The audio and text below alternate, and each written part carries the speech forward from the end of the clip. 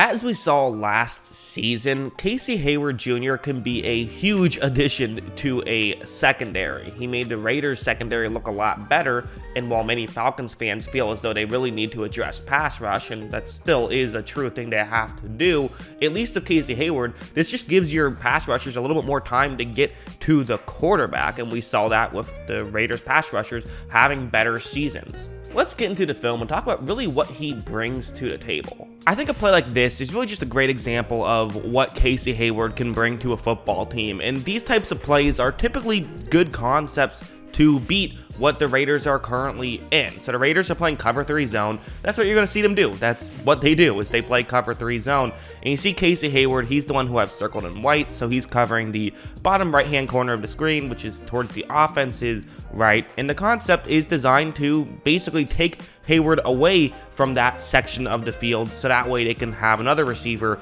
kind of run towards the outside, eventually get to where Hayward is supposed to cover, but just get there a little bit later than the first receiver who's going to run in that direction, which could clear it up and allow Hayward, just get Hayward out of position, allow there to be a window for Roethlisberger to make this throw.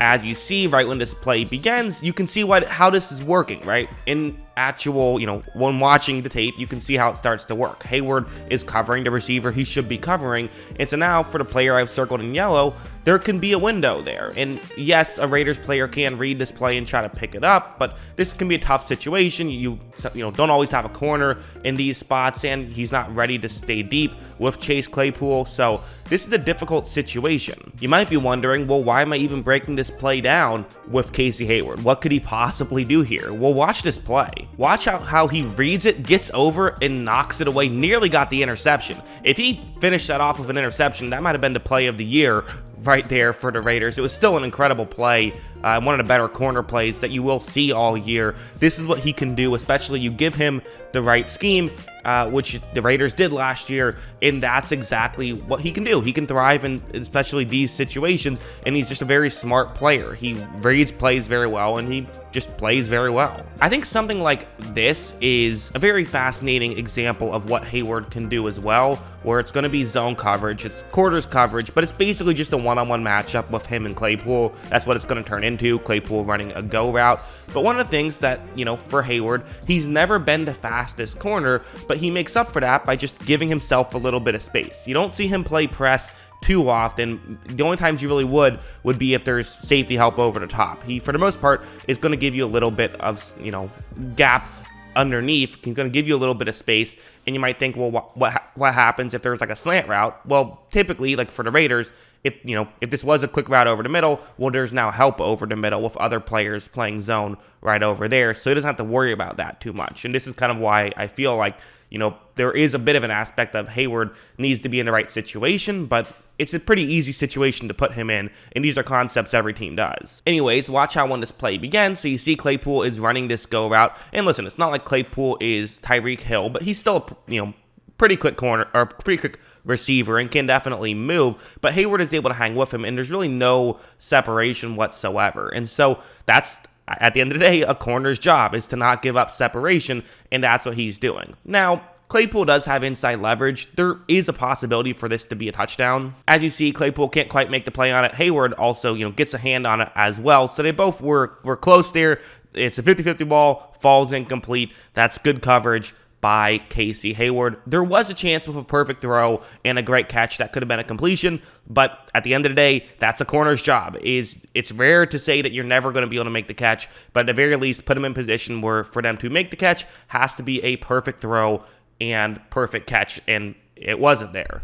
You also have stuff like this, which is kind of a more traditional way that he can be effective, where what's going to happen on this play is you're going to see just a kind of a quick flat route here for the Chargers. You see where Hayward is supposed to be covering deep to the offense's right. But keep in mind, with these zone coverage plays, oftentimes in cover 3, that's kind of more of a suggestion than an actual rule. It's not like he can't cover that, the flat area, which is typically 5 to 15 yards down the field. He can run up and make that play, but typically the reason why you run a route like this that you see on the screen is because, on paper you see no one is going to be inherently right there. Look at how right when this play begins, you see how that is kind of how this is working, where you see as of right now, there's a little bit of a bubble where if you can make this throw right now, it's actually pretty significant. You can see why this should be a completion. However, watch Hayward jump the route, and he's going to be able to create contact right as the ball was getting there, so there was no flag. Maybe you could have argued it was a half second early, but they did not throw a flag there. And the ability for him to be able to break in like that obviously has a huge impact, not just with deflections and breaking up the pass, but it makes quarterbacks more afraid to throw those types of routes. And also, I mean, that's how like pick sixes can happen, is if you can make something like that work. So there's a lot of reasons to want to be able to be good at that stuff, and Hayward definitely is still very good at that stuff. Finally, let's talk about a play like this one. So it's going to be a cover 3 zone, and you see where Hayward is supposed to be covering. It's the deep zone, so the top left-hand corner of the screen, so to the offense is right. And you see how there's a route. It's going to kind of try and get underneath, again, in that bubble area. It's kind of similar to the last play, but just a lot further down the field. This is a 3rd and long. They have to get to the 33-yard line for the first, but still, you can see why this could work. As you see, you're going to see Herbert take the snap, and he is going to get ready to make this throw, and down the field, you kind of see how Hayward's hips are a little bit turned too far deep. He's kind of facing the wrong way here, so a perfect throw and perfect catch. Again, you can see how this could be a completion. But here's the thing about Hayward is he has great ball skills, and that's kind of the last thing that's very important about him and about him being a corner is when you're in that kind of situation, even when you give up a little bit of separation, it's not the end of the world. Watch him when this ball is thrown and got there in a hurry, he's still able to make a play on the receiver, get him out of bounds, so it was not a completion. So great ball skills / he can play the receiver and very, very physical as well. So all of that good stuff kind of all works together, and it's part of what makes him a very complete cornerback, and what kind of what he can bring to the table and why he has been so effective for so long now. So yeah, I mean, for the Atlanta Falcons, I really like this move. I think this is a really smart move for them to go out and get a Casey Hayward, who is someone who can absolutely still play, regardless of him being a little bit older. If you can still play, you can still play.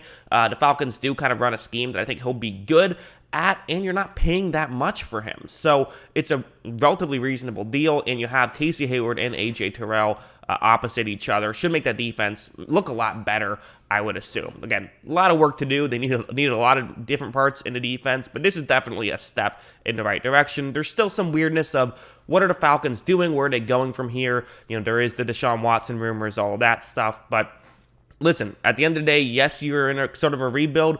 Well, how do you get out of a rebuild? You get good players, and this is a good player that they got for a relatively cheap price. So, yeah, that's what I think. What do you guys think? Let me know in the comments below. What are your thoughts on Casey Hayward, the newest member of the Atlanta Falcons? Always love hearing from you. And, of course, as always, thanks for watching.